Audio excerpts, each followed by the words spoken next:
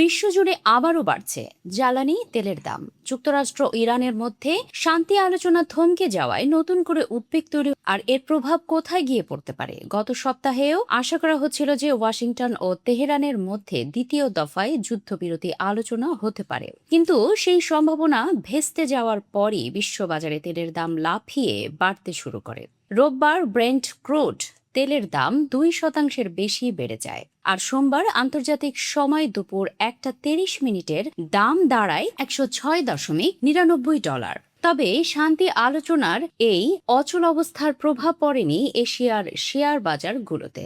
সোমবার সকালে লেনদেনের শুরুতেই সূচক ঊর্ধ্বমুখী দেখা গেছে। জাপানের প্রধান শেয়ার বাজার নিক্কেই 225-এর সূচক 0.9% এবং দক্ষিণ কোরিয়ার কসপি 1.5% বেড়েছে।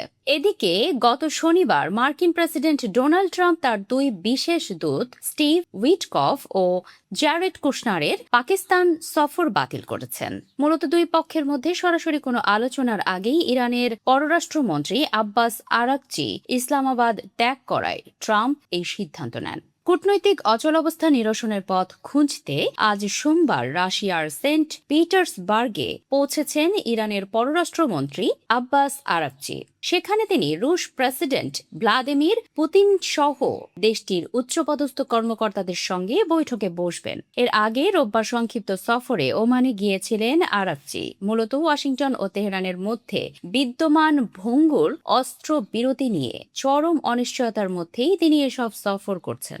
এদিকে গত সপ্তাহে দুই পক্ষের মধ্যে চলা 2 সপ্তাহের অস্ত্রবিরতির মেয়াদ বাড়ানোর ঘোষণা দেন মার্কিন প্রেসিডেন্ট ডোনাল্ড ট্রাম্প। তবে যুদ্ধ অবসানে কোনো চুক্তিতে পৌঁছানোর জন্য নির্দিষ্ট কোনো সময়সীমার কথা উল্লেখ করেনি তিনি। যুক্তরাষ্ট্র ও ইরানের মধ্যস্থতাকারীরা বর্তমান অচল অবস্থা নিরসনে হিমশিম খাচ্ছেন। এর মধ্যেই হরমুজ প্রণালীতে বাণিজ্যিক জাহাজের উপর তেহরানের হুমকির মুখে এই পথে নৌযান চলাচল একেবারেই সীমিত হয়ে পড়েছে। এর ফলে বিশ্বের তেল ও প্রাকৃতিক গ্যাস সরবরাহের একটি বড় অংশ স্থবির হয়ে পড়েছে। সামুদ্রিক গোয়েন্দা সংস্থা উইন্ডওয়ার্ডের তথ্য অনুযায়ী গত শনিবার মাত্র 19টি বাণিজ্যিক জাহাজ এই প্রণালী অতিক্রম করেছে।